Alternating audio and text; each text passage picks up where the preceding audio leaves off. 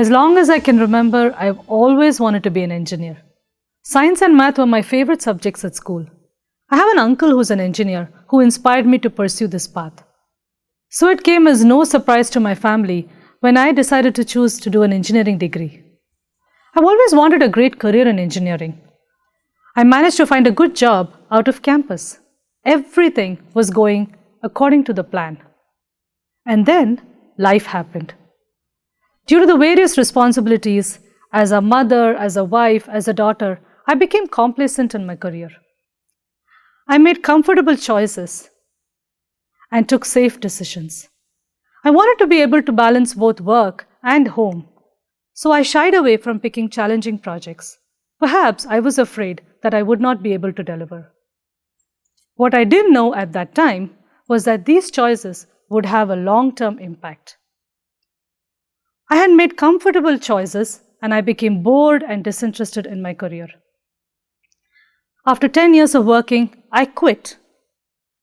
I used a long commute as an excuse and stayed home with my children, both of whom were under the age of 5 at that time.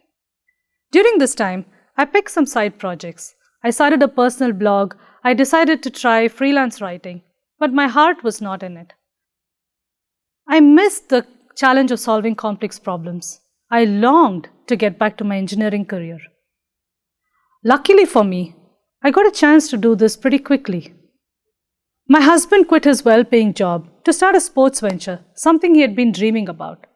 He suggested that I should restart my career and he would work from home.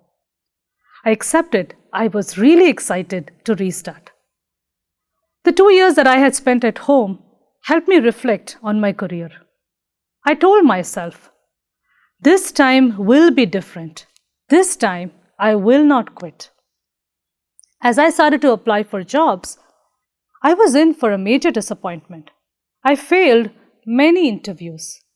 I had fallen behind on my technology skills and I had to spend several hours catching up. I finally landed a job only to be laid off 9 months later. The way I looked at it, I had lost my job at work, I had lost my job at home.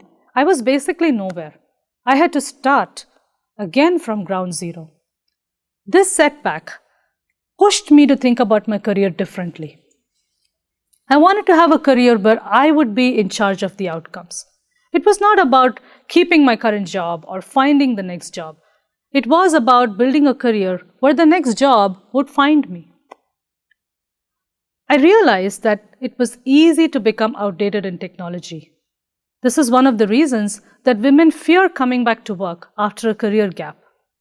In order to build a long-term career in technology, you have to learn continuously. More importantly, you need to choose roles that are relevant and desirable in the job market. I had heard about Agile and I knew it was a skill that organizations were looking for. I identified the leading company, the leading practitioner in Agile, and I was able to find a job there. That experience helped me become an Agile practitioner. When I joined Target 5 years ago, Target was undergoing digital transformation. My skills in Agile and DevOps helped me become relevant at Target. I joined Target because I wanted to learn how to build distributed systems at scale. I was delighted that at Target, I could continue to invest in consistent learning. Target has a program called 50 Days of Learning, where 5,000 technologists across the globe at Target can spend 1 day of the week in learning something new. The way I use 50 Days of Learning is like a trench to protect my learning time. I set goals for myself. I encourage my teams to ensure they use their 50 days. Teams at Target use 50 Days of Learning to learn new technologies like computer vision and machine learning. They learn new programming languages like Kotlin and Scala. 50 Days of Learning helps us build skills for the future.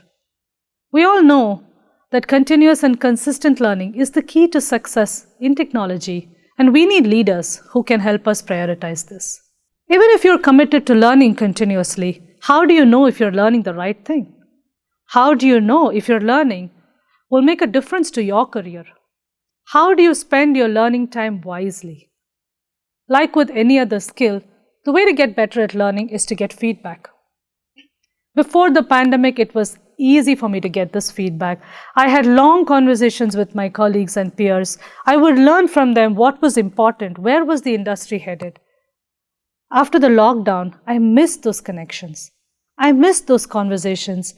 I missed those learning opportunities.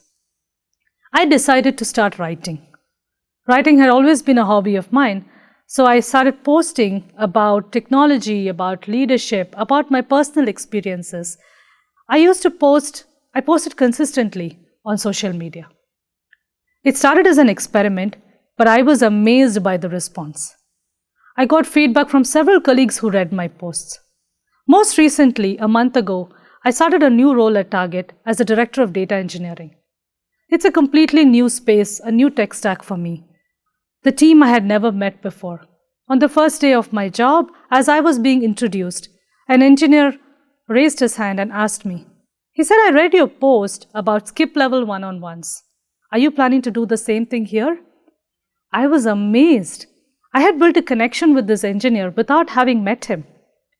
That asynchronous connection, that's what we all want in a remote world, right? As I look back on the second innings of my career, I think very differently. I challenge myself every day to learn something new. I've realized that I need to take control of my career, to be intentional, and to drive my dreams and goals.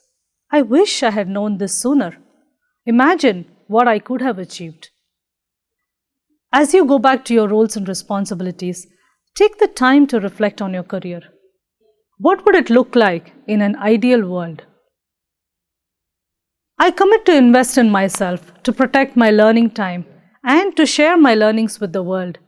This is how I get signals about what career experiences I should look for, and that makes all the difference. Thank you.